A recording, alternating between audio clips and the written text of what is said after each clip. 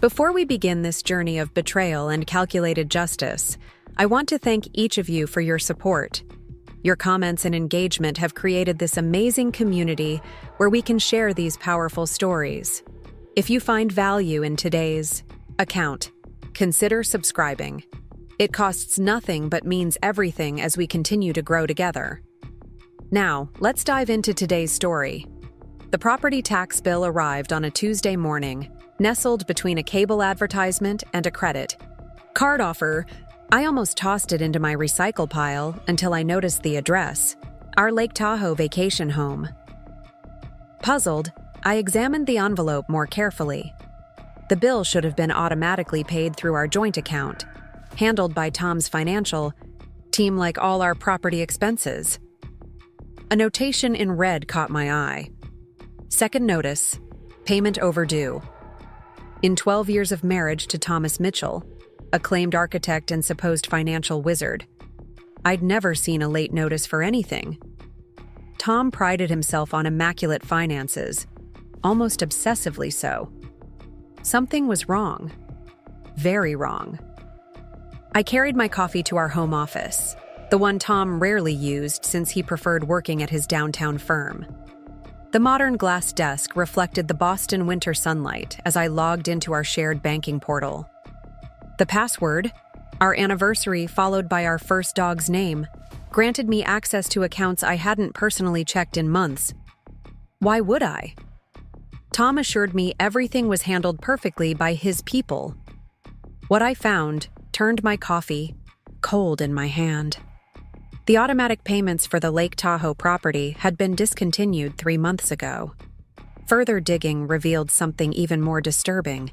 Utilities had been transferred out of our joint names. The new co-owner on the electricity, water, and internet bills? Vanessa Parker. The name sounded vaguely familiar. I searched my memory until it clicked. Vanessa Parker, the interior designer Tom's firm had hired for the Westlake commercial project last year. The woman he'd mentioned with increasing frequency at dinner parties.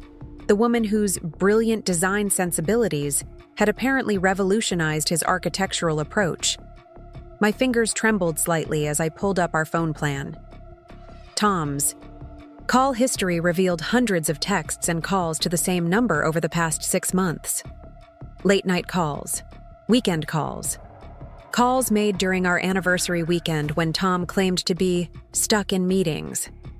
I felt a strange calm settle over me. Not the reaction I would have expected upon discovering my husband's infidelity. Instead, it felt like finally identifying a mysterious illness after months of concerning symptoms. The late nights, the sudden business trips, the decreasing intimacy, and his inexplicable insistence on renovating our Tahoe home this past year, without my input. For resale value, he had explained. The market's hot right now. Now I understood what market he'd been concerned with, and it had nothing to do with real estate. I pulled up our credit card statements, scanning for patterns. There they were. Dinner reservations for 2 at restaurants I'd never visited, jewelry purchases that had never made their way to my jewelry box, and several flights to Lake Tahoe when Tom had told me he was at conferences. I leaned back in the ergonomic chair Tom had insisted we purchase, its sleek lines and perfect lumbar support suddenly feeling like another one of his carefully constructed facades. Our Boston brownstone was filled with these, his trophy collection, of high-end furnishings and art pieces, each one meticulously selected to project the image of the successful architect who had made it. The grandfather clock in the hallway, a housewarming gift from Tom's parents, chimed 10 times. I had class at noon. In my post-law career life, I taught paralegal courses 3 days a week at the community college. Tom had encouraged this hobby, as he called it, seemingly supportive of my desire to keep one foot in the legal world after leaving my practice to support his burgeoning career. "You don't need to work, Becca," he'd say. "My firm is doing incredibly well. Enjoy your life a little."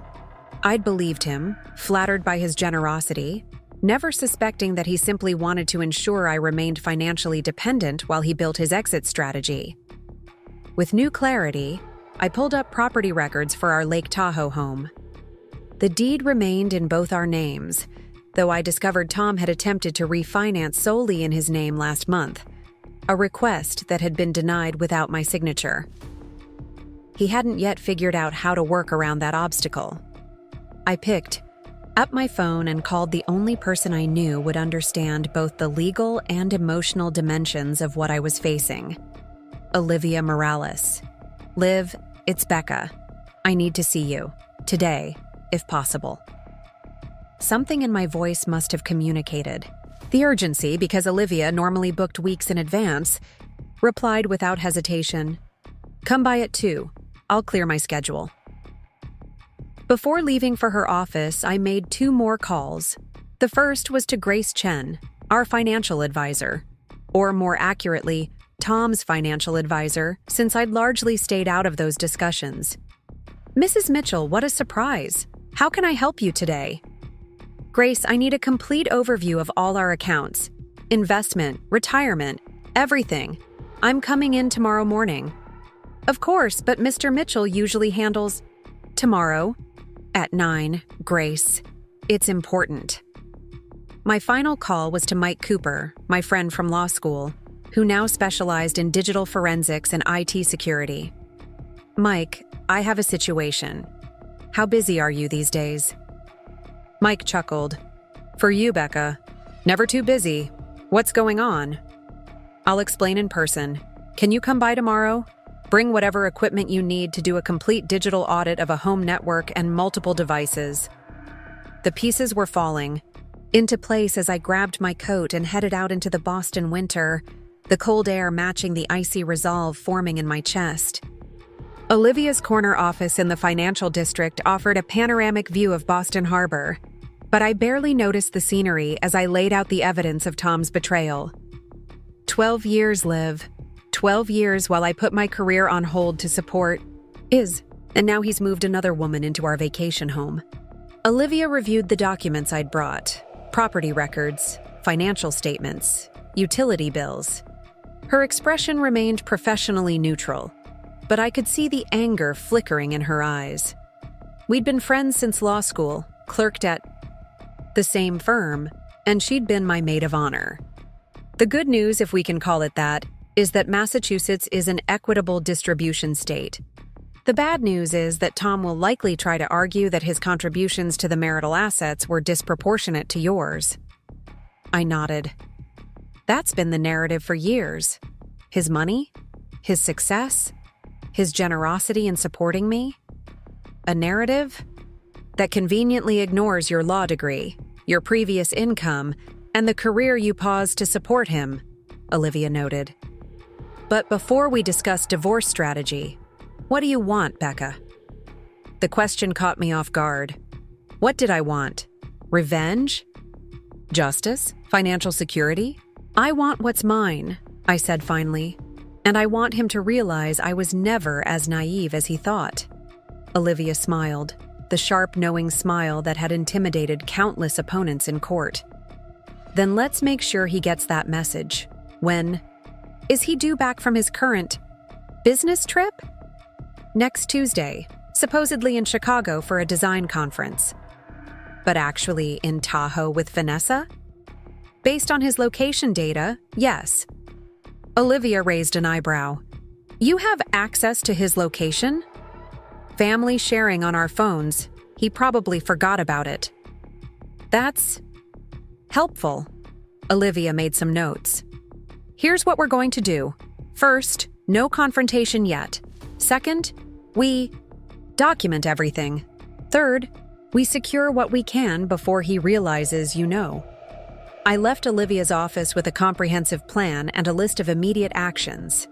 The paralysis of shock had been replaced by purpose. Tom had always commented on my organizational skills.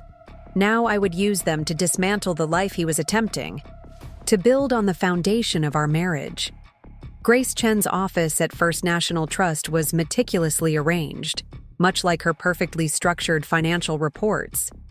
Her surprise at my presence quickly shifted to professional focus as I explained that I needed complete transparency regarding our financial situation. Of course, Mrs. Mitchell, I have everything prepared. She hesitated.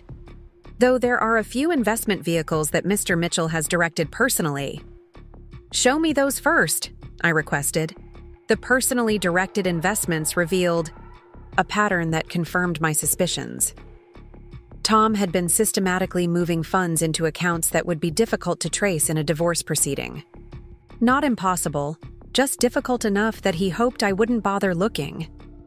I'd like to make some changes to our account authorizations, I said, once I'd reviewed everything. Grace looked uncomfortable. Mr. Mitchell has specified that major changes require his approval. I smiled. Check the account founding documents, Grace. These are joint accounts established during our marriage. I have equal authorization. After verifying this fact, Grace's demeanor changed subtly. Perhaps she was recalling all the times Tom had brought younger female colleagues to financial meetings, or how he often spoke about me as though I couldn't understand complex financial matters. What changes would you like to make, Mrs. Mitchell? By noon, I had established independent access to accounts Tom thought were controlled solely by him, stopped several automatic transfers to his private investment vehicles. Preparing and narrating this story took us a lot of time, so if you are enjoying it, subscribe to our channel. It means a lot to us. Now back to the story. And secured digital copies of all our financial records. Grace, perhaps sensing a shift in the power dynamic, was meticulously helpful. Is there anything else you need? Grace asked as we concluded our meeting. Yes, actually. I need to understand the tax implications if one of our properties were to be sold in the near future. Grace pulled up a new spreadsheet. Which property are you considering? The Lake Tahoe house. Her eyebrows rose slightly. I thought Mr. Mitchell had mentioned renovating that property recently. Usually, people don't sell so soon after improvements. Plans change, I said simply. What would the capital gain situation look like? Grace walked me through the numbers. Because we had owned the property for over 5 years and the renovations had been substantial, we would still realize a significant profit even after taxes. More importantly, as a joint owner, I could initiate a sale without Tom's signature. A fact Grace confirmed after checking the deed records. The proceeds would automatically go to your joint account, she explained. I'd like to set up a separate account for this transaction, I replied. Given the size of the potential sale, I want to ensure the funds are properly managed. Grace nodded, her professional demeanor now tinged with what might have been respect. I can help with that arrangement. By the time I left First National Trust, I had established a new account in my name only, secured access to all our financial information, and gained a much clearer picture of how Tom had been preparing for his exit. The level of calculation was stunning. He had been planning this for at least a year, maybe longer. Every business trip, every late night at the office, every dismissive comment about my hobby teaching, all part of a strategy to maintain control while he built his escape route. Mike arrived at the brownstone promptly at 2, carrying several hard-shell cases of equipment.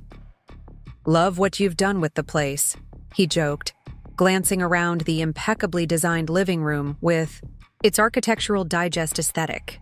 Tom did it all, I replied, the familiar phrase now tasting bitter. Mike's expression sobered. That bad, huh? Want to tell me what we're looking for? I explained the situation while Mike set up his equipment. His whistle cut through the air when I mentioned the Lake Tahoe property. Man, I always thought Tom was... He trailed off. Yes, we all did, I said dryly. Right, let's see what we're dealing with. Mike connected various devices to our home network and began typing rapidly. First, let's see what's been happening on your shared devices. For the next 3 hours, Mike methodically worked through our digital life. He recovered deleted emails, analyzed network traffic patterns, and mapped connections between various accounts. The evidence accumulated on his screen, a digital map of Tom's betrayal. He's been careful, but not careful enough, Mike commented, pointing to a series of login attempts from the Lake Tahoe IP address to access accounts that were supposedly only used in Boston. He's accessing work servers from Tahoe, probably doesn't even realize he's creating a trail. Can you document all of this? Mike nodded. Everything's being logged and time-stamped. I'm creating copies with chain of custody protocols. Same standards I'd use for legal evidence.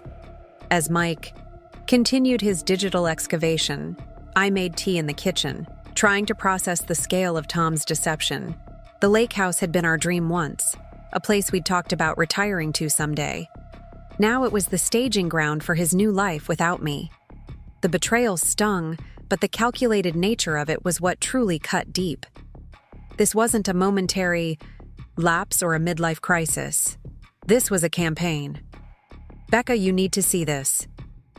Mike's voice pulled me back to the present. On his screen was an email from Tom to Vanessa, dated 6 months ago. Renovation plans approved. I've convinced B it's about resale value, but we both know it's about creating our perfect base. Can't wait to see your design vision become reality. Only a matter of time until we can stop hiding. The firm paperwork is progressing. Reynolds. And Mitchell Design has a nice ring to it.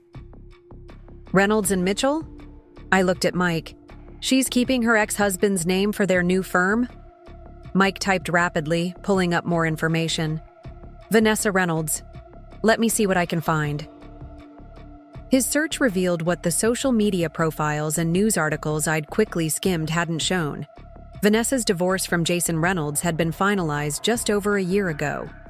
Jason Reynolds was a commercial property developer based in San Francisco, specializing in luxury developments.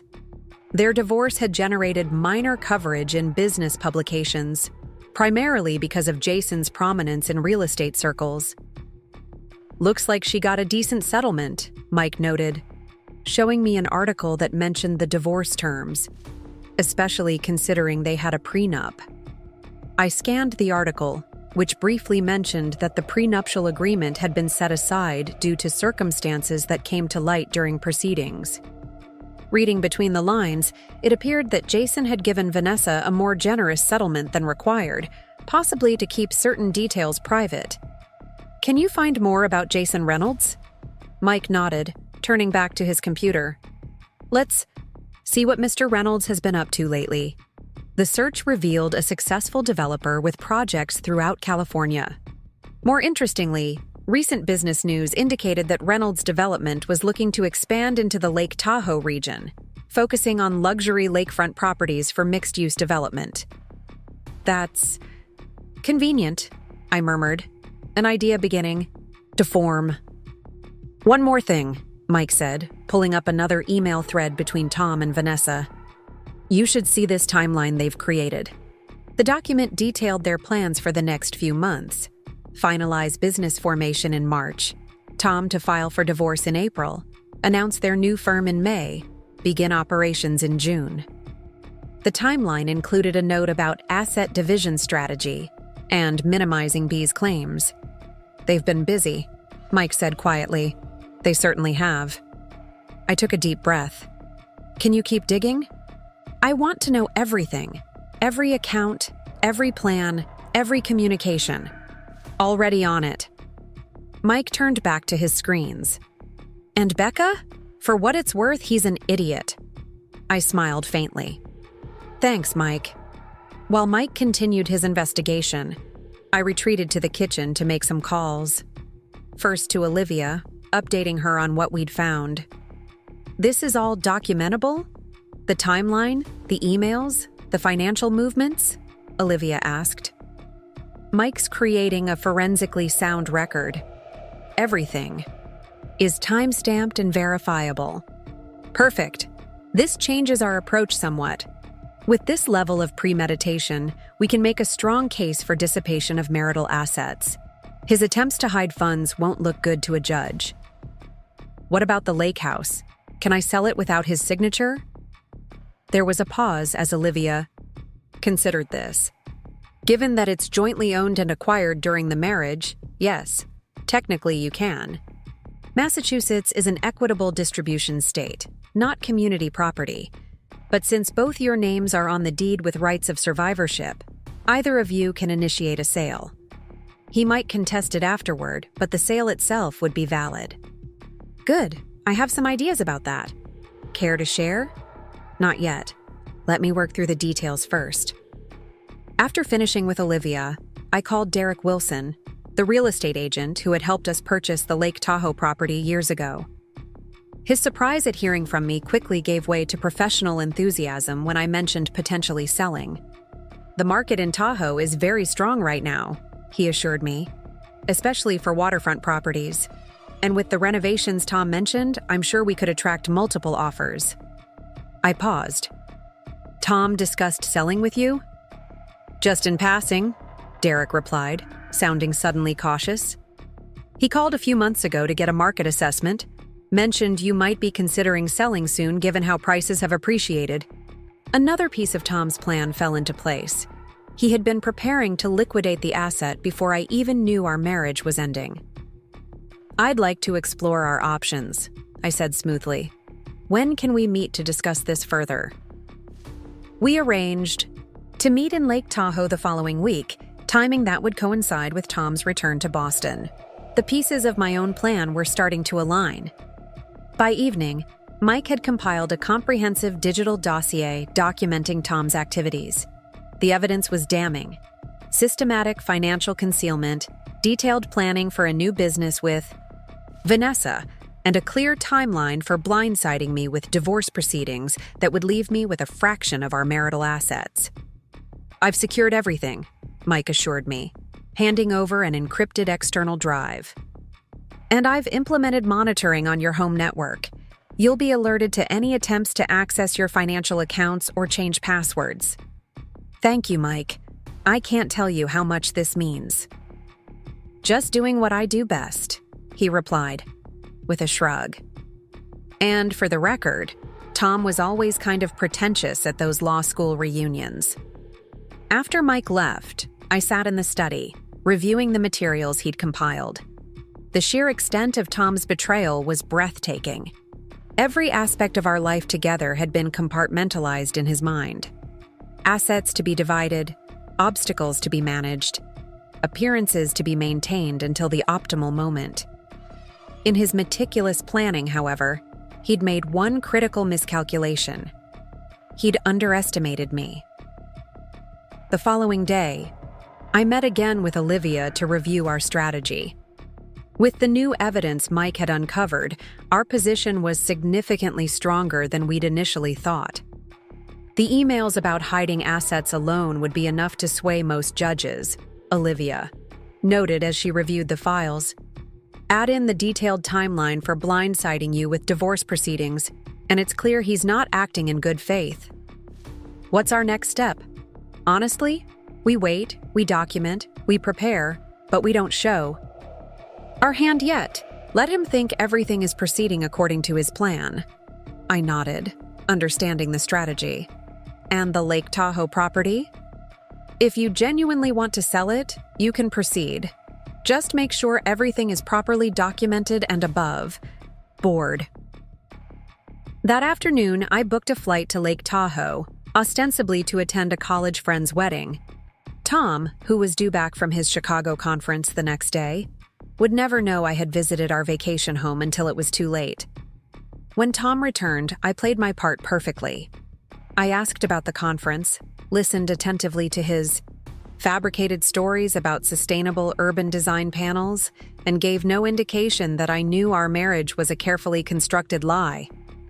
He seemed relieved by my apparent obliviousness, even suggesting we plan a summer trip together. A trip he knew would never happen according to his timeline. Maybe we could spend a few weeks at the lake house, he suggested over dinner. You haven't seen the renovations in person yet. That sounds lovely, I replied, noting how easily the lies came to him now. I've missed Tahoe. His smile never reached his eyes. It's really coming together beautifully. You'll love what we've done with it. The "we" stung more than he could know. In his mind, the property was already transitioning to his future with Vanessa. He had no idea that I had entirely different plans for our lakefront retreat. 3 days after Tom's return, I flew to Lake Tahoe, texting him from the airport that I was looking forward to my friend's wedding. His reply came hours later, a distracted "have fun" that further confirmed his mental departure from our marriage. Derek met me at a coffee shop near the lake, property details already prepared. Based on current market conditions and the extensive renovations, we could list at $2.8 million and expect multiple offers, he explained, showing me comparable properties that had recently sold. I sipped my coffee, considering my next move carefully. What if I already had a buyer in mind? Someone looking to move quickly? Perhaps willing to make a very attractive offer? Derek leaned forward, intrigued. That would certainly streamline the process. May I ask who? Jason Reynolds. The name hung in the air between us. Derek's eyebrows shot up in recognition. Reynolds Development? They've been aggressively acquiring lakefront properties lately. So I've heard. Could you arrange a meeting? Derek hesitated. I know Jason professionally. He's very direct. Are you sure that's the direction you want to go? I'm absolutely certain, I replied. In fact, I think Mr. Reynolds might be particularly interested in this specific property. Derek made the call, and to his evident surprise, Jason Reynolds agreed to meet the following morning. The pieces were falling into place more perfectly than I could have hoped. That evening, I drove to the lake house, using my key to enter the property I legally co-owned, but had not visited in months. The renovations were indeed stunning. Vanessa's design sensibilities were evident in every room. Minimalist Scandinavian.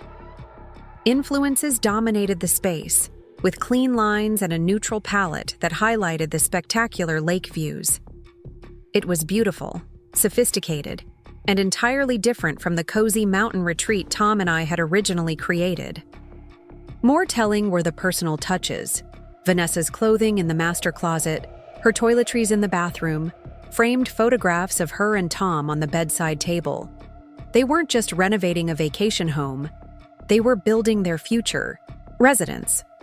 On the desk in what had been converted to a home office, I found architectural plans for Reynolds and Mitchell Design, the firm they planned to launch.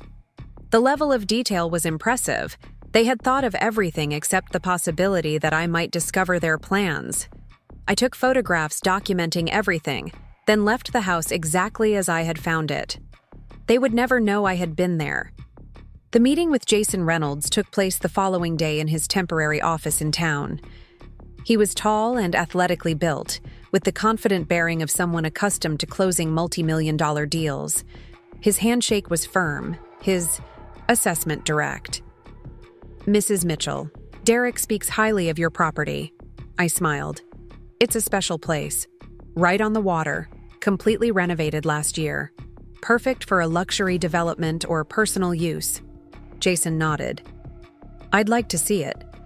Of course, though I should mention, my husband isn't aware I'm selling. Our divorce isn't yet finalized, but I have equal ownership rights. I'm seeking a quick, clean transaction. An odd expression flickered across Jason's face. Divorce situations can be complicated. Why come to me specifically? I maintained eye contact.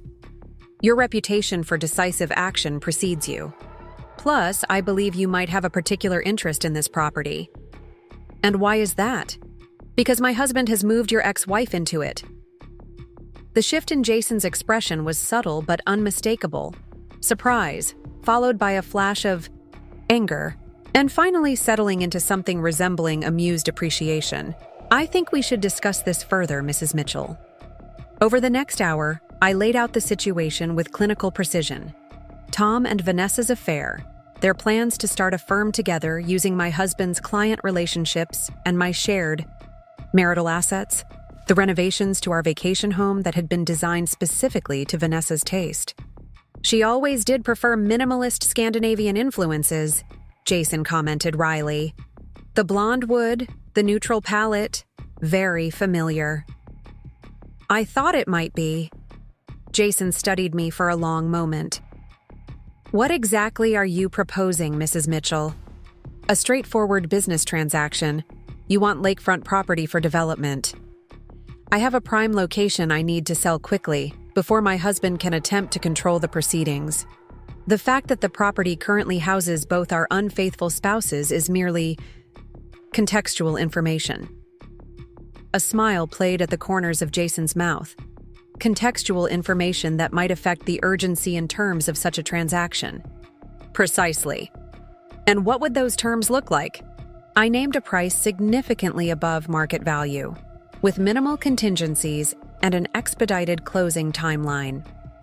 Jason didn't flinch at the number, which told me everything I needed to know about both his financial position and his interest in this particular deal. That's considerably above current market rates, he noted without real objection. The property has unique attributes that justify the premium, I replied. Exclusive lakefront access, recent high-end renovations, and of course, the immediate availability. And the current occupants would have no legal standing to contest the sale. The property is jointly owned by my husband and me, with equal rights. California law permits either owner to sell their interest. Jason leaned back in his chair, his expression thoughtful. You've done your homework, Mrs. Mitchell. I was a real estate attorney before I put my career on hold to support my husband's. Some skills never fade. This information seemed to solidify something for Jason. He nodded once, decisively. Let's proceed. My legal team can have the paperwork ready within 48 hours. However, he added, I'd like the closing date to be flexible. I want to time this optimally. I smiled, recognizing the look in his eyes. I believe that can be arranged. We shook hands, the deal effectively sealed. As I prepared to leave, Jason asked one final question. Does he have any idea you know? None whatsoever. He's currently in Boston, planning to file for divorce in 3 weeks. 3 weeks? According to the timeline I found, yes. Jason's smile was cold but genuine. That won't be happening. I left Jason's office feeling lighter than I had in months. The weapon Tom had tried to forge against me, our beautiful lake house, transformed for his new life, was about to become the instrument of my reclamation. The irony was perfect. The very property he had renovated for his future with Vanessa would instead fund my fresh start. Upon returning to Boston, I maintained the facade of normalcy. I prepared Tom's favorite meals, asked appropriate questions about his work, and gave no indication that I knew our marriage was a fiction he was actively working to dissolve. Meanwhile, Jason's legal team prepared the sale documents with remarkable efficiency, and Derek coordinated the necessary inspections and appraisals. Tom made several calls to Vanessa during this period, always from the privacy of his car or during his morning runs. Calls I now tracked through the monitoring software Mike had installed. Their conversations revealed growing impatience with the timeline. Vanessa was eager to announce their new firm. Tom counseled patience, explaining that the financial arrangements needed to be finalized first. Little did he know that his carefully constructed financial arrangements were being systematically documented and secured against his planned extraction. 10 days after my return from Lake Tahoe, I received the call I'd been waiting for. Jason Reynolds had completed his due diligence on the property and was ready to close. The paperwork was prepared, the funds were in escrow, and all that remained was to set the final date. How about next Friday? Jason suggested, a note of anticipation in his voice. I'll be in Tahoe for the weekend. Friday is perfect, I agreed, thinking of Tom's schedule. He had already booked his next business trip to Lake Tahoe, departing Thursday evening. With the closing date confirmed, I contacted Derek to ensure all details were arranged. The timing needed to be precise, a choreography of legal and emotional revelations that, would leave no doubt about who had orchestrated this resolution. The following Thursday, Tom packed for his Seattle conference, his suitcase once again containing clothing more appropriate for the Lake Tahoe spring than the Pacific Northwest's notorious rain. "I might have spotty cell service," he mentioned, casually over breakfast. "Some of the site visits are in remote locations." "Don't worry about it," I replied, sipping my coffee. "I'll be busy with end-of-semester grading." He left that evening with a perfunctory goodbye, his mind already at the lake with Vanessa, planning their future in the home they thought would be theirs.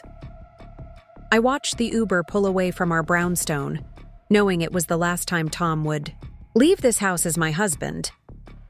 The next morning, I called Olivia to confirm everything was in place. "The closing is scheduled for 2 p.m. Pacific time," she reported. "Jason will be there in person. The funds will transfer immediately to the secure account we established." And Tom. According to his location data, he arrived at the Lake Tahoe house last night. He and Vanessa appear to be staying in for the morning. I smiled at the thought of their cozy domesticity, about to be spectacularly interrupted. I spent the morning finalizing the last details of my own plan. By noon Eastern Time, I had transferred my personal belongings to a storage unit, closed our joint credit cards, and prepared the divorce papers Olivia had drawn up. Papers that reflected the reality of our marital assets rather than the fiction Tom had created. At precisely 1:45 p.m. Pacific Time, I sent Tom a text message. "Enjoy your last hour in our Lake Tahoe home. The new owner takes possession at 3. 3 minutes later, my phone rang. Tom's name flashed on the screen. "What the hell are you talking about?" His voice was tight with alarm. "Exactly what I said. The closing is at 2. You might want to pack." "You can't sell the house without my signature. This is some kind of sick joke." "Check the property records, Tom. We purchased the house during our marriage, with joint funds. I have equal ownership rights. The sale is legitimate and binding." A moment of silence as the reality began to sink in. "You can't do this. All my things are here. Our plans." "Your plans with Vanessa, you mean?" "Yes, those have been adjusted. You might want to explain to her that her design studio will need a different location. Perhaps her ex-husband can suggest something." Another silence, this one longer and heavier. "What did you say?" His voice had dropped to a whisper. "Oh, did I forget to mention? Jason Reynolds is the buyer. He was quite interested when I told him about the property and about who was living in it." The sound of something shattering came through the phone. Tom's composure, perhaps, or maybe just a glass. "You had no right." "I had every right." I cut in, my voice steel. "Just as you had the right to file for divorce, which I know you were planning to do next week. The draft is quite detailed, especially the part where you generously offer me 20% of our marital assets." "How did you—" "It doesn't matter how I know, Tom. What matters is that I do know. Everything. The affair, the hidden accounts, the plans for your new firm. Check your email. You'll find divorce papers that reflect the actual state of our finances, not the fiction you created." His breathing was ragged now, panic settling in as he realized his carefully constructed plan was collapsing. "This is insane," he finally said. "We can talk about this. Come to Tahoe, and we'll—" "No, Tom, we're well past talking. The house closing is in 5 minutes. I suggest you and Vanessa find somewhere else to be when Jason arrives for the keys." I ended the call as Tom began another protest. Within seconds, my phone lit up with calls and texts, not just from Tom, but from Vanessa as well. I ignored them all, instead dialing Jason's number. "Everything on schedule?" I asked when he answered. "Absolutely, I'm pulling up to the property now. You were right about them still being here. 2 cars in the driveway." "Enjoy your new home, Jason." "I intend to." The satisfaction in his voice was unmistakable. I hung up and turned off my phone, savoring the moment of silence. In Tahoe, Tom and Vanessa were about to face Jason at the front door of what was now his house. The renovations Tom had so carefully overseen, the future he had meticulously planned, the life he had constructed on a foundation of lies, all of it now belonged to someone else.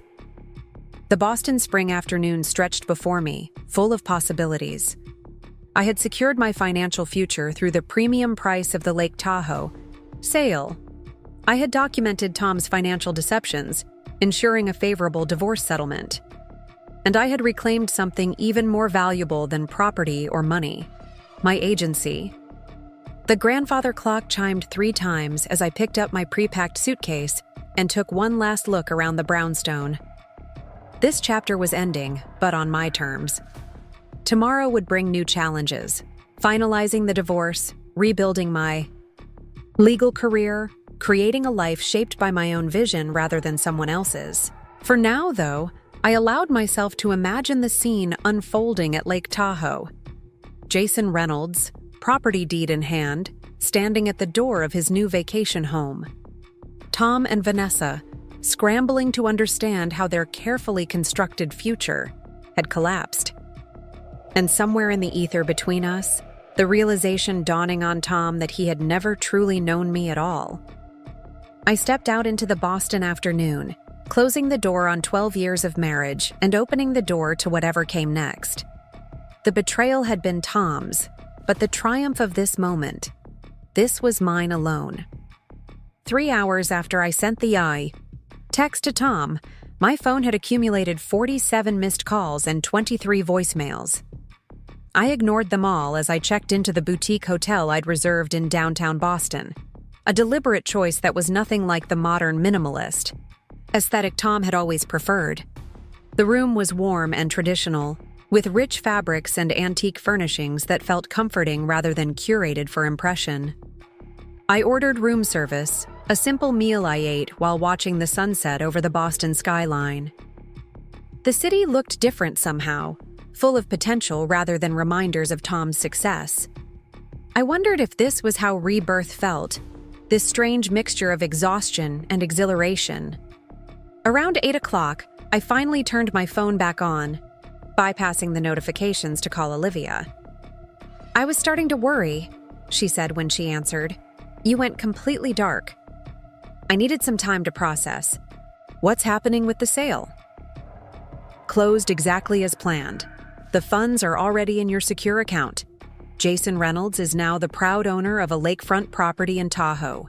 And according to Derek Wilson, the look on Tom's face when Jason showed up with the paperwork was, and I quote, "worth more than the commission."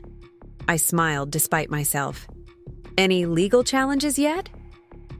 Tom's attorney called about an hour ago, blustering about unauthorized sales and marital property rights. I shut him down pretty quickly with the documentation we prepared.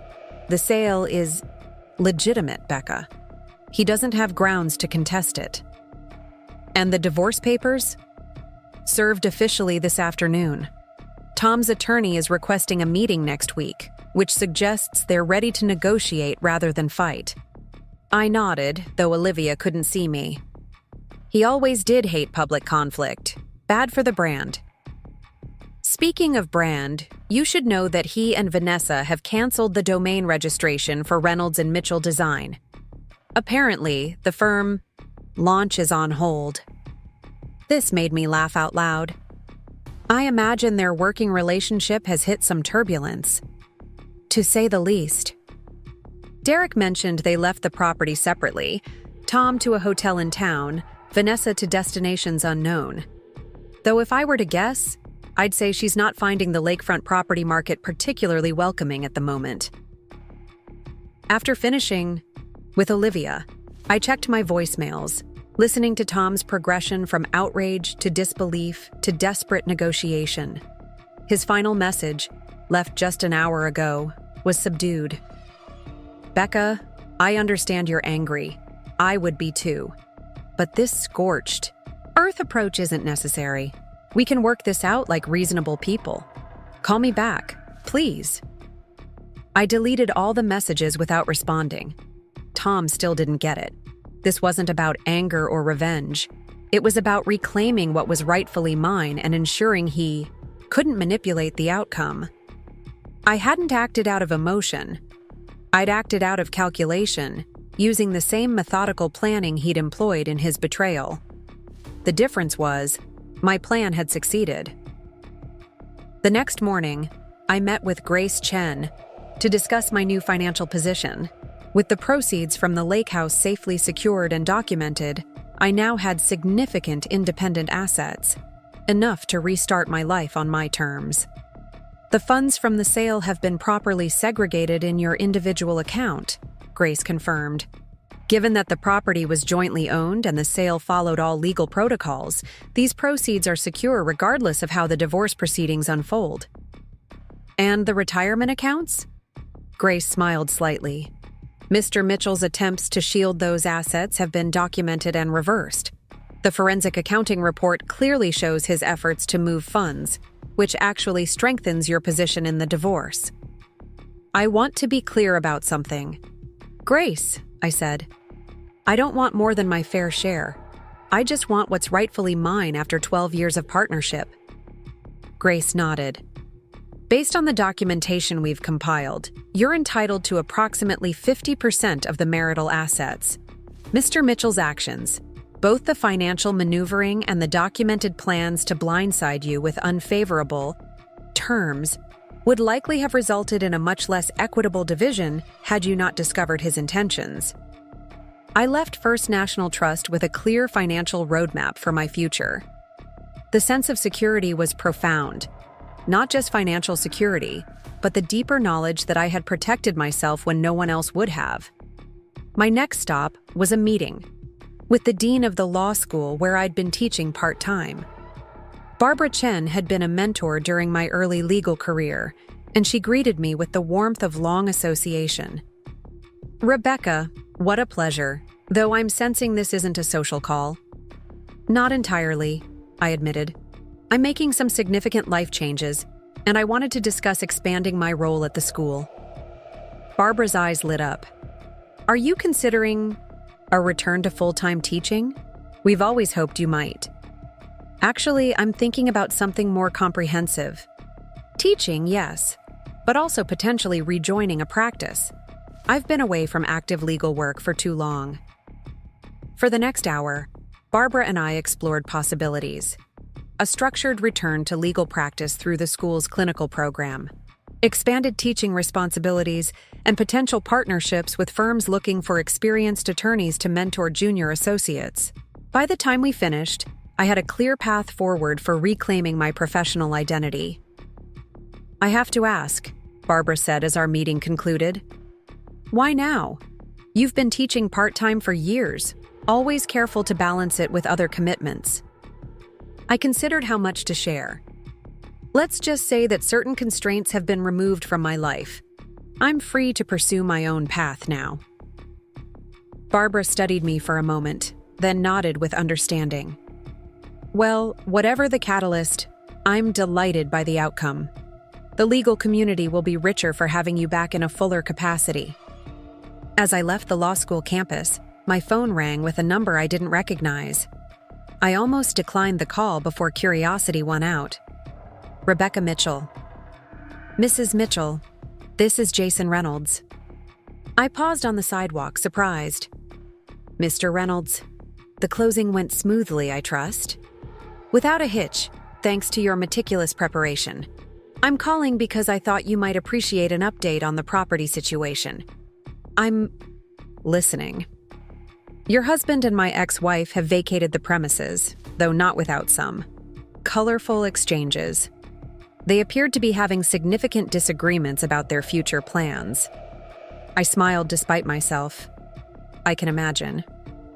I also thought you might be interested to know that I've decided the property would make an excellent corporate retreat rather than a development opportunity.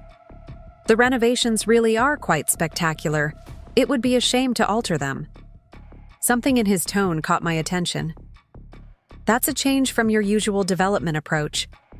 Let's just say I've found unexpected satisfaction in preserving rather than transforming this particular property. It has sentimental value now. I laughed softly, understanding his meaning perfectly. I'm glad to hear the property will be appreciated. One more thing, Mrs. Mitchell. I understand you have a background in real estate law. I do, though I've been inactive for some years. My company is expanding its legal team in Boston. If you're interested in discussing opportunities, I'd welcome a conversation. The offer caught me by surprise. That's very generous, Mr. Reynolds, but I should disclose that I've already begun conversations about rejoining the legal community through academic channels. Why not both? A consulting role with practical applications could complement academic work nicely. No pressure, just something to consider. After we ended the call, I stood on the sidewalk, considering Jason's offer. It was unexpected, but not unwelcome. A reminder that networks and opportunities could form in the most unlikely circumstances. I filed the possibility away for future consideration, appreciating the symmetry of potentially building something new from the ashes of betrayal. That evening, I returned to my hotel to find a large bouquet of flowers waiting at the front desk. The card read simply, "Justice served with elegant precision. Dinner sometime? J.R." I tucked the card into my purse, amused by Jason's approach, but not yet ready to consider any new personal entanglements. My focus remained clear: rebuilding my life on my terms. The next week passed in a whirlwind of activity. I secured a small but charming apartment in Cambridge, close to the law school and conveniently distant from the social circles Tom and I had shared. Mike helped me set up entirely new digital accounts and security systems, ensuring Tom couldn't track or access any aspect of my new life. "It's like a digital witness protection program," Mike joked as he configured my new laptop. Though in this case, the witness is also the prosecutor and judge. Olivia kept me updated on the divorce proceedings, which were progressing with surprising speed now that Tom's leverage had evaporated. "His attorney called again today," she reported during our regular check-in. "They're ready to accept the equitable division terms we proposed. Tom apparently just wants this over with. Minimal public attention." "Of course he does," I replied. "His professional reputation is built on controlling narratives. He can survive a divorce, but not a messy public one where his deception is documented." "There is one unusual request," Olivia added. "He's asking for a private meeting with you before the final settlement is signed. No attorneys present." I considered this. Did he say why? Just that there are personal matters he feels should be discussed directly. "You're under no obligation to agree." "I know, but I think I will. There are things I'd like to say to him directly as well." The meeting was arranged for neutral territory, a private room at the Boston Harbor Hotel, midway between my new apartment and Tom's office. I arrived 15 minutes early, taking the time to center myself. This wasn't about emotion. It was about closure. Tom arrived precisely on time, looking both impeccable and exhausted. His tailored suit couldn't hide the strain of recent weeks, the shadows under his eyes, the new lines around his mouth, the slight dullness to his usually perfect hair. He stopped short when he saw me, perhaps surprised by my composed appearance. "Becca," he said, his voice carefully neutral, "thank you for agreeing to meet." "You requested it," I replied, gesturing to the chair across from me. "I'm curious why." He sat down, arranging himself with the careful poise I recognized from his client presentations, always managing impressions, even now. "I wanted to understand," he said finally. "How long had you known? About Vanessa, about the plans?" "Long enough." "And the sale to Jason? That was deliberate?" I smiled slightly. "Every aspect was deliberate, Tom. The buyer, the timing, the terms, all carefully planned for maximum impact. Sound familiar?" He flinched almost imperceptibly. I suppose I deserved that. You deserved far worse. But this isn't about what you deserve. It's about what I deserve, which is exactly half of what we built together, not the 20% your draft settlement offered. Tom had the grace to look uncomfortable.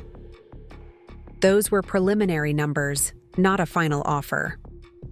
They were revealing numbers. They showed exactly how you valued my contribution to our marriage and your success. He sighed, running a hand through his hair in a rare gesture of genuine distress. I handled this badly, all of it. The affair, the planning, it was wrong. Yes, it was. But that's not why I'm here. I'm here to make something absolutely clear. I am not a supporting character in your life story, Tom. I never was. The fact that you thought you could discard me with a fraction of our assets shows how profoundly you misjudged me. I see that now, he said quietly, though selling the lake house to Jason was extreme. Was it? You renovated our shared property specifically for your mistress, using our joint funds, while planning to blindside me with divorce papers. I simply ensured the property went to someone who would appreciate the irony of the situation. Tom winced. For what it's worth, Vanessa and I are no longer together. The firm plans have been abandoned. I'm aware, though I doubt it was a mutual decision. Vanessa strikes me as particularly pragmatic about her relationships. Once your value as a partner diminished, I imagine her interest did as well. The flash of pain across his face confirmed my assessment. Vanessa had indeed departed once the lake house and firm prospects evaporated. What happens now? Tom asked after a moment of silence. We finalized the divorce with the equitable terms our attorneys have negotiated. You keep your architectural practice. I rebuild my legal career. We divide the financial assets fairly, sell the brownstone, and move forward separately. That's it? 12 years reduced to asset division? I studied him, wondering how he could still misunderstand so completely. The 12 years ended the moment you decided our marriage was disposable, Tom. Everything since then has simply been logistics. He nodded slowly, accepting this truth perhaps for the first time. I underestimated you. Badly. Yes, you did. That was your fundamental mistake. Not the affair or even the planned divorce, but the assumption that I would accept whatever terms you dictated because I'd been playing a supporting role for so long. For what it's worth, I am sorry. I considered his apology, weighing its sincerity against the calculation that had characterized our final chapter. I believe you're sorry about the outcome. I'm less convinced you're sorry about the choices. That led to it. That's fair, he admitted. Though I am sorry for the pain I caused. I stood, signaling the end of our meeting. I appreciate that. And for what it's worth, I'm not acting out of anger or vengeance. I'm simply ensuring I receive what I've earned through 12 years of partnership. Nothing more, nothing less. Tom stood as well, maintaining the careful distance between us. What will you do now? With your career, I mean. I'm returning to legal practice, focusing on helping women navigate complex financial situations during divorce. I've discovered I have particular insight into that area. For the first time, Tom smiled, a small, rueful acknowledgement. I have no doubt you'll excel. You always were the more talented one. No, I corrected him. We were equally talented in different areas. The difference is that I recognized your gifts while you dismissed mine. That imbalance of respect was always our true problem, not Vanessa, not the lake house, not even the planned divorce. As I prepared to leave, Tom asked one final question. Are you in contact with Jason Reynolds? Derek mentioned something about flowers. I paused at the door. My relationship with Jason, professional or otherwise, is no longer your concern. That's the point of divorce, Tom. We each get to write our own next chapters. I left him standing in the hotel room, surrounded by the remnants of the control he had so carefully cultivated, and so thoroughly lost.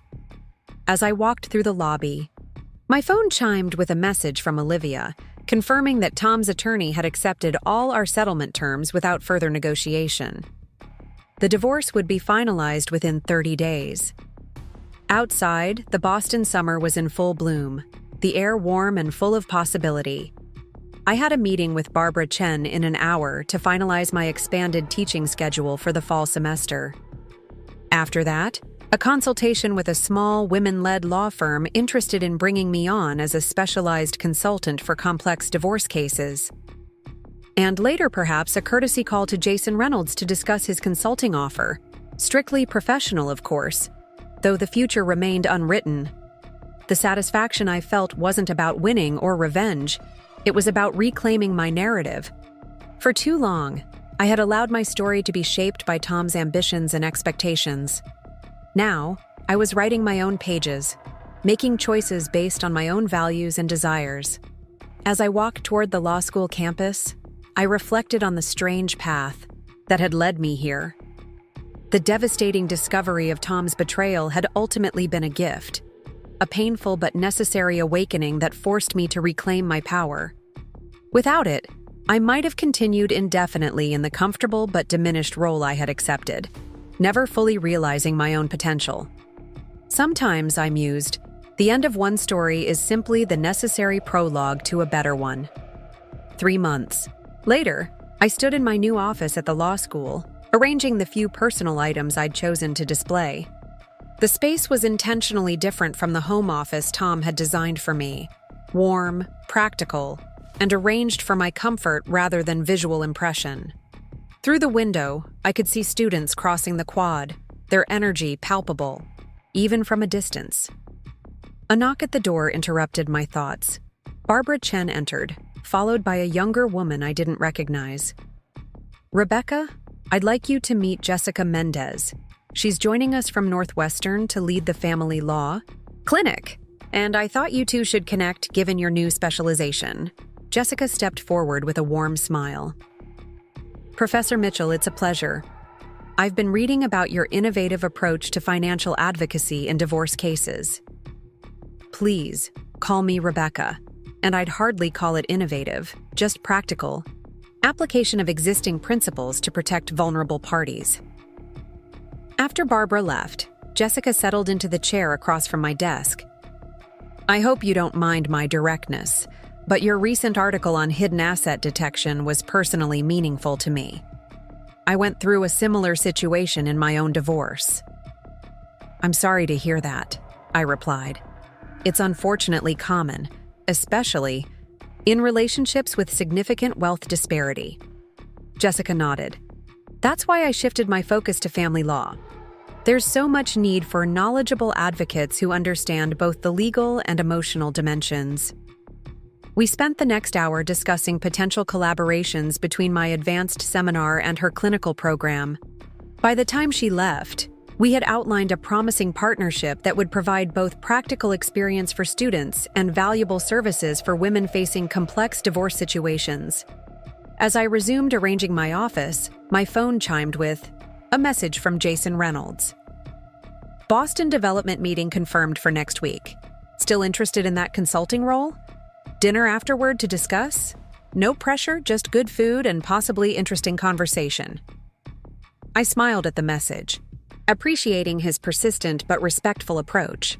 Over the past months, we had maintained a cordial professional relationship, with occasional updates about the lake house property that now served as his company's executive retreat. The renovation Tom and Vanessa had designed for their love. Nest now hosted corporate strategy sessions and team-building events, a transformation that still brought a smile to my face.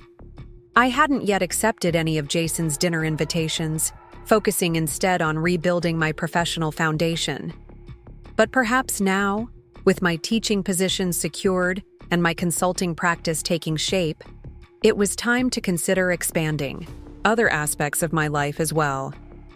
"Meeting confirmed," I typed back. "Dinner possible, but separate discussion. Let's start with the professional and see where things go." His response came quickly. "Perfect. Professional boundaries respected." Though I should mention the corporate chef at the Tahoe property has created a phenomenal dessert named Sweet Justice that I'm hoping to have the Boston restaurant recreate for the occasion. I laughed out loud at that, the first genuine laugh I'd experienced in relation to the Tahoe property since discovering Tom's betrayal. There was something deliciously appropriate about the situation. The house that was supposed to be Tom and Vanessa's love nest was now not only owned by her ex-husband, but serving as a corporate retreat where executives enjoyed desserts named after my reclamation of dignity. Later that afternoon, I met with my first independent client, a woman whose situation painfully echoed my own. Catherine was married to a successful surgeon who had been systematically hiding assets in preparation for a divorce she didn't see coming. "I don't understand how I missed the signs," she said, her hands twisting a tissue. 23 years of marriage, and somehow I never realized he was capable of this level of deception. "Because you were operating from a place of trust," I explained gently. "And that's not a failing on your part. It's a fundamental expectation in a marriage. The failure is entirely his." "But how do I fight this? He controls everything, the money, the accounts, even the narrative among our friends. Everyone sees him as this brilliant, charitable physician. I'm just the wife who hosted fundraisers." I smiled with genuine understanding. "Catherine, let me tell you something important. Being underestimated can be your greatest advantage. Your husband believes you'll accept whatever terms he offers because he doesn't respect your capabilities. That's not just his moral failure, it's his strategic mistake." For the next 2 hours, I guided Catherine through the process of documenting and protecting her interests. With each step, I watched her posture straighten and her voice grow stronger. By the time she left, clutching a comprehensive action plan, the defeated woman who had entered my office had been replaced by someone beginning to recognize her own power. Watching her walk away, I felt a profound sense of purpose. My own painful journey had equipped me to help others navigate similar terrain. The expertise I'd gained, not just legal knowledge but the hard-won wisdom of personal experience, was now a resource for women facing their own moments of betrayal and reclamation. That evening, I walked along the Charles River, enjoying the late summer breeze and reflecting on the strange circuitous path that had led me here. If Tom hadn't betrayed me, if I hadn't discovered his plans, I might still be playing the supporting role in someone else's story. Comfortable but constrained, secure but diminished. The property tax bill that had started it all now seemed like a gift, the small irregularity that had revealed the larger deception. Sometimes, I mused, our worst moments open doors to our best possibilities. My phone chimed with a message from Olivia. "Final divorce decree signed and filed today. Officially done. Celebration dinner tomorrow?" I smiled, typing back my acceptance.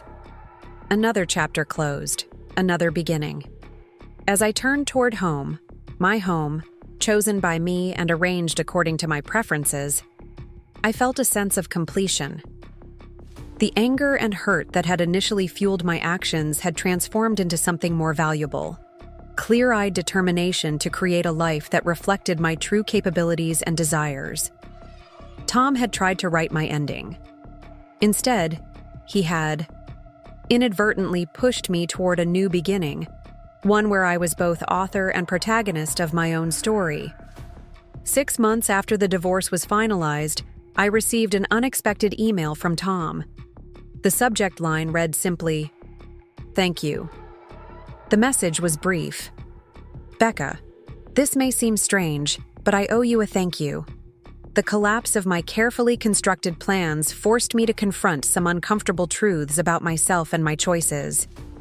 I'm working with a therapist now to understand the patterns that led me to betray not just you, but my own integrity. I've sold my ownership stake in the firm, and am starting over with a smaller practice focused on sustainable community projects rather than prestige commissions. It's less lucrative, but more meaningful. Vanessa, as you predicted, moved on quickly once the prospects of the new firm evaporated.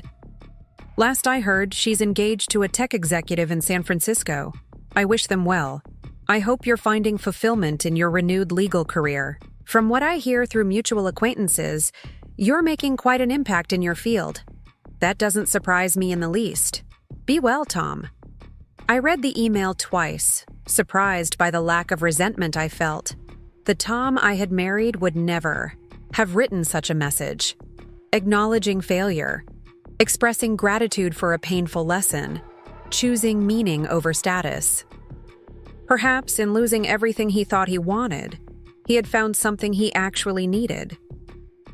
I didn't respond immediately, letting the message sit for several days while I considered whether to reply at all. Finally, I sent a short note. Tom, thank you for your message. I'm glad you're finding a more authentic path forward. Growth often comes from our most painful experiences, something I've learned firsthand as well. I wish you clarity and purpose in your new endeavors. Rebecca. I used my full name intentionally, a small but meaningful signal that the woman he had known as Becca was part of a chapter now closed. Rebecca Mitchell, attorney and professor, was who I had become, or perhaps who I had always been, beneath the accommodating veneer I'd adopted during our marriage. That evening, I met Jason for dinner at a small bistro near the harbor. Over the past months, our professional relationship had gradually evolved into a friendship, and more recently, into something with potential for deeper connection. We had proceeded carefully, both carrying lessons from past relationships that counseled patience and clear-eyed evaluation. You seem contemplative tonight, Jason observed as we finished our meal. Everything all right? I received an email from Tom. Today, I explained. A surprisingly thoughtful one, actually. Jason raised an eyebrow. Regrets finally setting in? More like recognition. He seems to be doing some genuine reflection. Good for him, Jason said, with what sounded like sincere approval. Though, I still don't regret buying that house out from under them. I laughed. How is the corporate retreat working out? Brilliantly. We've had record productivity at those strategy sessions. I'm convinced it's because executives are secretly enjoying the karmic justice of the situation. As we shared dessert, a chocolate creation that was indeed called Sweet Justice on the menu, I reflected on the unpredictable connections that shape our lives. If Tom hadn't betrayed me, if Vanessa hadn't married and divorced Jason, if I hadn't discovered that property tax bill on a Tuesday morning, none of us would be where we were now. Penny for your thoughts? Jason asked. I was just thinking about contingency, how our lives turn on seemingly small moments. He nodded, thoughtfully. Like property tax bills and lake house renovations? Exactly like that. Well, for what it's worth, he said, raising his glass. I'm grateful for the particular contingencies that led us here, difficult though they were. I raised my glass in return, to unexpected paths and where they lead. Later, walking along the waterfront, Jason asked about my latest case, a particularly complex divorce involving hidden international assets. My client's husband thought she would never understand the offshore structures he created, I explained. He literally told her not to worry her pretty little head about their finances. I'm guessing that didn't work out well for him? Let's just say he was very surprised when her legal team presented detailed documentation of accounts in 3 different countries he thought were untraceable. Jason laughed. I'm noticing a theme in your practice, helping underestimated women reclaim what's rightfully theirs. It's become something of a specialty, I acknowledged. There's particular satisfaction in watching someone realize they've made the critical error of dismissing their spouse's capabilities. I have a feeling you'll never lack for clients. Unfortunately true. But each case helps reset expectations for the next. Every time a woman refuses to accept unfair terms, it makes it harder for others to be exploited. As we approached my apartment building, Jason stopped, turning to face me. I have something to ask you, but I want to be clear that it's entirely separate from our personal relationship. That sounds intriguing and mildly concerning, I said with a smile. What is it? Reynolds Development is establishing a legal foundation to provide support for women navigating complex financial situations during divorce. We'd like you to consider leading it. Full autonomy, meaningful funding, and the opportunity to help women who might not otherwise have access to sophisticated legal representation.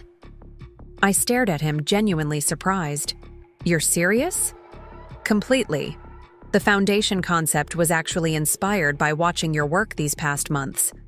Think about it. No rush to decide.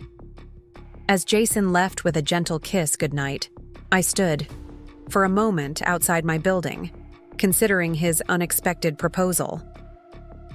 The foundation would be an opportunity to expand the work I'd found most meaningful, reaching women who couldn't afford specialized legal counsel but desperately needed protection. Upstairs in my apartment, I moved to the window overlooking the city lights. Boston spread before me, so different from the view I'd had from the brownstone I'd shared with Tom. This vista was entirely mine, chosen for my pleasure rather than status or impression.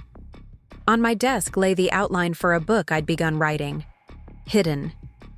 Assets, Hidden Power, A Woman's Guide to Financial Self-Defense in Divorce. 3 publishers had already expressed interest based on the initial proposal. Beside it was my teaching schedule for the upcoming semester, including the new advanced seminar I'd developed on financial forensics for family law practitioners. And now, potentially, a foundation that could extend these efforts to women without resources to access specialized legal representation.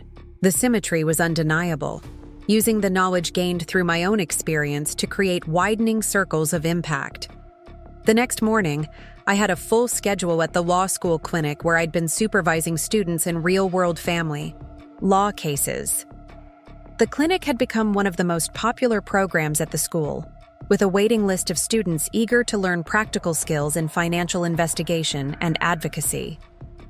My first meeting was with Sophia, a promising third-year student working with a client whose situation eerily paralleled my own. The client, Eleanor, had discovered her husband's affair and subsequent financial maneuvering through a mistakenly delivered bank statement. She's completely overwhelmed, Sophia explained as we reviewed the case file. 26 years of marriage, and he's systematically moved assets for the past 18 months. She has no idea where to start. Let's begin with what we know.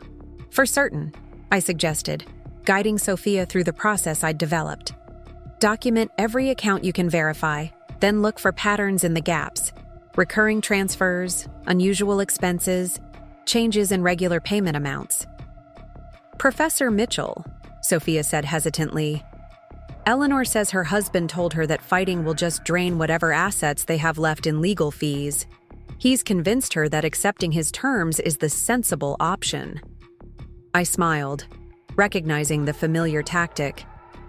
That's often the first line of defense, creating the impression that resistance is both futile and self-destructive. Our job is to help Eleanor understand that protecting her financial future is neither vindictive nor wasteful. By the end of our session, Sophia had a clear investigative roadmap and renewed confidence in her ability to help Eleanor. As she gathered her materials to leave, she paused at the door. Can I ask you something personal, Professor? You can ask. I may or may not answer. How do you stay so balanced about all this? You've seen so many awful divorce situations, including your own. How do you not become cynical? I considered her question carefully. I distinguish between cynicism and clarity. Cynicism assumes the worst of everyone. Clarity sees things as they actually are. What might look like cynicism in my approach is actually just clear-eyed recognition of patterns and probabilities. And that helps? It does. Because while I've seen many cases of betrayal and manipulation, I've also seen remarkable examples of resilience and reclamation. The work isn't about punishing bad spouses. It's about empowering people to rebuild on solid ground. After Sophia left, I turned to the proposal Jason had made about the foundation. The opportunity was compelling. A chance to expand access to specialized legal assistance for women who couldn't afford boutique law firms. With proper structure and funding, we could help level a playing field that remained desperately uneven.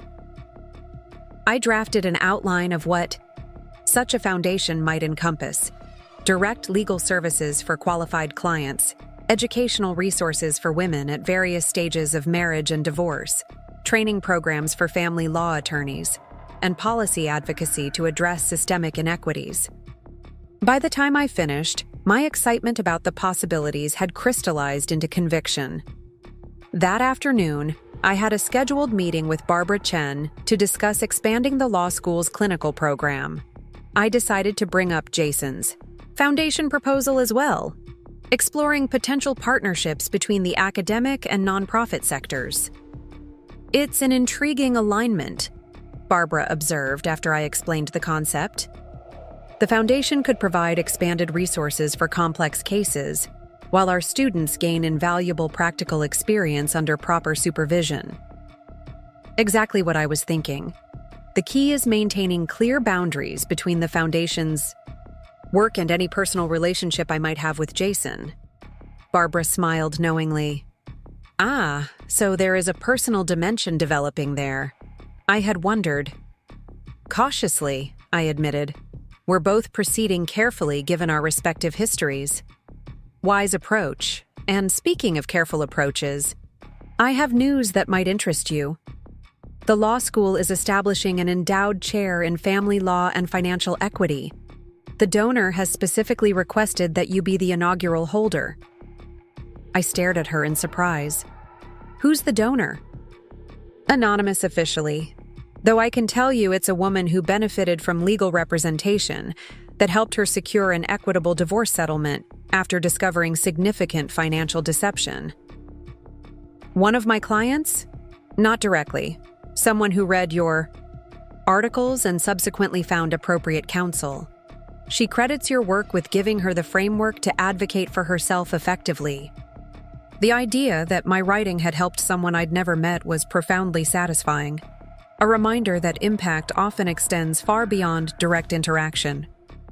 The endowed chair would provide additional resources and institutional backing for the work I'd come to see as my professional calling. By the time I left Barbara's office, the shapes of my future had become clearer. Teaching and mentoring students through the law school, writing and research supported by the endowed chair, practical client work through my limited private practice, and now potentially wider impact through Jason's proposed foundation. It was a rich tapestry of purpose, woven from threads that had begun with that property tax bill discovered on a Tuesday morning. The path from that moment to this one had been painful, but the destination held a wholeness I might never have discovered otherwise. That evening, I called Jason to discuss the foundation proposal further. Over dinner at my apartment, we explored the parameters and possibilities, carefully maintaining the distinction between professional collaboration and personal connection. "The board would be entirely independent," Jason explained, "with you having complete programmatic authority. My company would provide the initial funding and ongoing support, but with appropriate governance structures to ensure autonomy." "And if our personal relationship evolves or changes?" I asked directly. "The foundation's operations would remain separate and secure, governed by its own board. Your position would be protected regardless of any personal developments between us." I appreciated his clarity on this point, the careful boundaries that both of us had learned to value through hard experience. Later, as we sat on my balcony watching the city lights, Jason asked, "Have you decided whether to accept the foundation role?" "I'm strongly considering it, especially if we can establish the right partnerships with the law school's clinical program. The potential for impact is significant." "And the endowed chair Barbara mentioned? You'll accept that as well?" I nodded. "It provides an important platform for research and advocacy on systemic issues. Between the chair, the clinic, and potentially the foundation, we could create a comprehensive approach to addressing financial inequity in divorce. We've both found purpose through painful circumstances," Jason observed. Not a path either of us would have chosen, but meaningful nonetheless. That's the curious thing about betrayal, I replied. It forces recalibration. When the life you thought you had suddenly disappears, you have to decide what matters most in building a new one. Jason reached for my hand, a gesture that had become comfortable between us over the past months. For what it's worth, I think you've built something remarkable from difficult circumstances. As have you, I acknowledged. The renovation of your business toward community-focused development, the foundation concept, those represent significant evolution, prompted largely by watching your approach to rebuilding. There's something compelling about purposeful reclamation. We sat in comfortable silence for a while, each contemplating the strange paths that had led us to this moment. The betrayals we had experienced had broken old patterns, creating space for new possibilities neither of us might have imagined otherwise. I've been thinking about timing, I said finally. For the foundation launch, maybe early spring, around the anniversary of when I found that property tax bill. A symbolic fresh start? Exactly. A deliberate transformation of a painful anniversary into something constructive.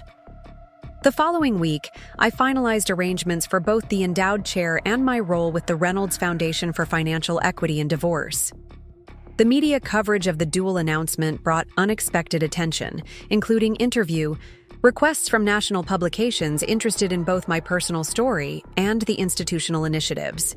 I accepted these opportunities selectively, focusing on those that would advance the Foundation's mission, rather than simply revisit the dramatic circumstances of my divorce.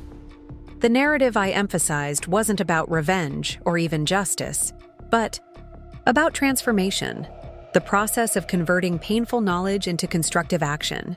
1 year to the day after discovering Tom's betrayal, I stood at a podium in the law school auditorium, addressing the attendees at the official launch of the Reynolds Foundation. The audience included students, legal professionals, donors, and women who had already benefited from the Foundation's pilot programs. What we're celebrating today isn't the creation of yet another legal service, I explained. It's the recognition that financial knowledge is a form of power, and that power should be accessible to everyone facing the dissolution of a marriage. From the back of the room, I caught Jason's eye. His slight nod conveyed both professional approval and personal pride, a dual appreciation that reflected our carefully balanced relationship.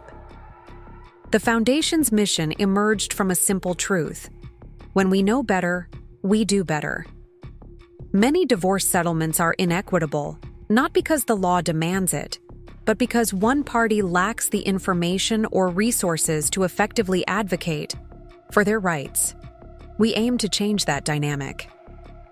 After the formal presentation, a woman approached me, her expression a mixture of hesitation and determination. "Professor Mitchell, I'm not sure if you remember me.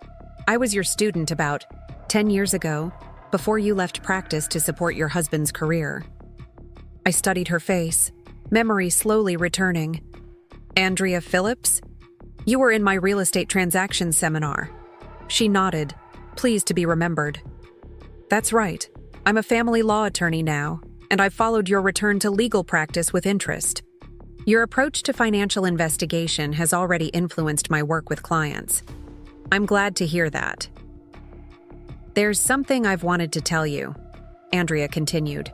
"When you left practice, many of us were disappointed, not just because you were an excellent attorney, but because you seemed to diminish yourself to support your husband's ambitions." I tensed slightly at her directness, but Andrea pressed on. "Watching you reclaim your professional identity after your divorce has been inspiring, not just to me, but to many women in similar situations. You've transformed a painful personal experience into a resource for others. That's remarkable." Her words touched me deeply, highlighting a dimension of impact I hadn't fully considered. My journey back to professional fulfillment wasn't just personally meaningful. It served as a visible example for others questioning their own compromises and accommodations. Thank you for telling me that, I replied sincerely. It helps to know that even the difficult parts of our stories can have value for others. Later that evening, Jason and I celebrated the successful launch with a quiet dinner at my apartment. As we finished our meal, he reached into his jacket pocket and produced a small box. "This isn't what you might think," he said, noting my expression. "Given our histories, we both know better than to rush important decisions." Inside the box was a key, simple, unadorned, practical. "This is to my new place in Cambridge," he explained. Not with expectations or pressure, just as a practical convenience for however our relationship continues to evolve, entirely at your pace and comfort level. I appreciated both the gesture and its careful framing, the acknowledgement of our shared caution about relationships, the respect for boundaries and autonomy. Like everything between us, it represented a deliberate choice rather than assumption or expectation. "Thank you," I said, accepting the key. "This feels like the right step for where we are." "That's all it needs to be," Jason agreed. Each choice made consciously, each boundary respected. As we cleared the dinner dishes together, I reflected on the parallel processes of rebuilding: my professional life, Jason's business focus, our cautious personal connection. Each represented a deliberate reclamation and redirection following betrayal, each guided by clearer understanding of what truly mattered. The following morning, I received an unexpected message from Vanessa Parker. The subject line read simply, "Acknowledgement." Curious, I opened it to find a brief note. "Rebecca, you don't know me beyond being the other woman in your marriage, and I don't expect or deserve your response. But I've been doing significant personal work lately, and part of that involves acknowledging harm I've caused. What Tom and I did was wrong. Not just the affair, but the calculating way we planned to push you aside. There's no justification for that kind of deception. I won't offer excuses or explanations, just a simple recognition. You deserved better treatment, and I participated in denying you that. I'm sorry for my role in causing you pain. Vanessa." The message was surprising in its directness and lack of defensive qualification. I hadn't expected any communication from Vanessa, much less an unvarnished acknowledgement of wrongdoing. Her message suggested a level of self-reflection I wouldn't have anticipated based on Tom's descriptions or my limited knowledge of her. After consideration, I sent a brief reply. "Vanessa, thank you for your message. Acknowledgement of harm is meaningful, and I appreciate the directness of your communication. I wish you well in your ongoing personal work. Rebecca Mitchell." Simple, clean, conclusive. Neither dismissing her apology nor suggesting further communication was needed. Just as my response to Tom had been, it was a period at the end of a sentence rather than an ellipsis inviting continuation. That afternoon, I met with Eleanor, the client Sophia had been working with under my supervision. Her transformation over the past months had been remarkable. From the overwhelmed woman who first entered our clinic to someone now confidently participating in negotiations about her financial future. "They've offered a revised settlement," she explained, showing me the latest proposal from her husband's attorneys. "It's much closer to equitable than their initial position." I reviewed the documents, noting the significant shift in terms. "This represents substantial improvement. Your husband has clearly recognized that his initial approach was untenable." "Sophia's investigation made all the difference," Eleanor said. "Once they realized we had documented the hidden accounts and property transfers, everything changed. My husband actually seemed shocked that I understood what he'd been doing." "That's often the case," I observed. "The same underestimation that leads someone to hide assets often makes them unprepared when those assets are discovered." "I couldn't have done this without the clinic's help," Eleanor said earnestly. "I never would have had the resources to hire the kind of legal team needed to uncover all this." Her words reinforced my commitment to the Foundation's mission. For every Eleanor who found her way to our clinic, dozens of others lacked access to the specialized knowledge and resources needed to secure equitable outcomes. The foundation could help address that gap, expanding access to effective advocacy regardless of financial means. After Eleanor left, I made notes for my upcoming book, capturing the patterns and strategies her case illustrated. The manuscript was taking shape as both practical guide and philosophical exploration of financial equity in relationships. My editor had already suggested the potential for a related series focusing on financial literacy for women at various life stages. Prevention, rather than just intervention. My phone chimed with a message from Jason. Foundation Board approves your full proposal. Green light for all programs, including law school partnership. Congratulations. This official approval meant we could begin implementing the comprehensive approach we'd designed. Direct services for clients, educational programs, professional training, and policy advocacy. The foundation would work in tandem with the law school clinic, creating a robust infrastructure for both service delivery and professional development. As I prepared for my afternoon class, I reflected on the journey of the past year. The betrayal, that had seemed catastrophic, had actually been transformative, breaking patterns that had limited my potential and recalibrating my understanding of both professional purpose and personal worth. In my class on financial forensics and family law, I guided students through the methodical process of tracing assets and documenting financial histories. These future attorneys would enter practice with skills that could fundamentally alter the dynamics of divorce negotiations, replacing vulnerability with informed advocacy. The most powerful tool in these cases isn't technical knowledge, I explained to the class. It's the confidence that comes from that knowledge, the ability to engage as an equal rather than a supplicant in negotiations that will shape your client's future. After class, I stopped by Barbara's office to share the news about the foundation's formal approval. Her enthusiasm reinforced my sense that we were building something of lasting significance, an integrated approach to addressing inequities that had persisted despite decades of legal reforms. This could become a national model, Barbara noted. The combination of academic research, clinical education, and direct services creates a comprehensive framework other institutions could adopt. That's the hope, I agreed. Start here. Refine the approach, then expand through partnerships with law schools and legal services organizations nationwide. As I walked home through the Cambridge evening, I found myself reflecting on the curious geometry of life, how a sharp angle of betrayal had redirected my path toward greater alignment with my true capabilities and values. The painful discovery of Tom's deception had forced a recalibration that might never have occurred otherwise. My phone rang with a call from Jason. Just checking if we're still on for dinner at the new place? Absolutely. I'll head over now. Jason's new Cambridge home reflected his evolving priorities. Warm, welcoming, designed for comfort rather than impression. Like my own place, it represented a deliberate choice rather than a calculated image.